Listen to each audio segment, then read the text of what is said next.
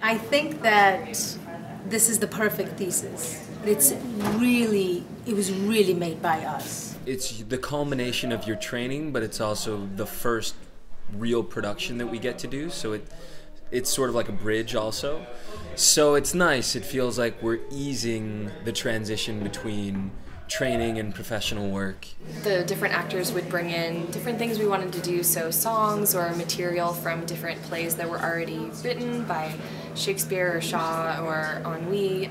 Some things were written by us. This is one of those things where a situation comes up and suddenly up comes a rather brilliant notion which would have lain dormant otherwise. I think it was a brilliant notion, and it was entirely in reaction to and response to what we needed. The ideas of Joan are so huge that to split them into 10 women means you just have that many more ideas for one character. She's kind of women that we don't see anymore. So to split that down and make women kind of take chunks of her to make one Joan is like, it's a blessing. I think a lot of people think of Joan as like this pious thing that's like Cinderella, which is actually what, when Shaw wrote, he didn't intend her to be that way.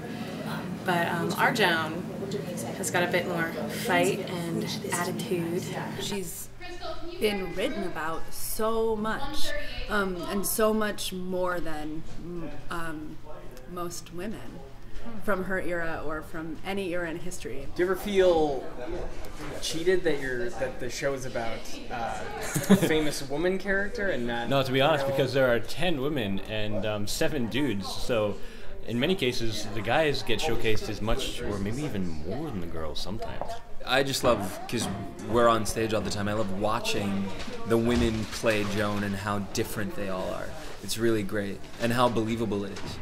To be able to come into a room with that many like strong, intelligent, vibrant women and all of these really generous men who are like totally interested in pursuing these lines of thought and these questions that have to do with women's role in history, to have a figure like Joan to funnel all of that energy into is a thrill.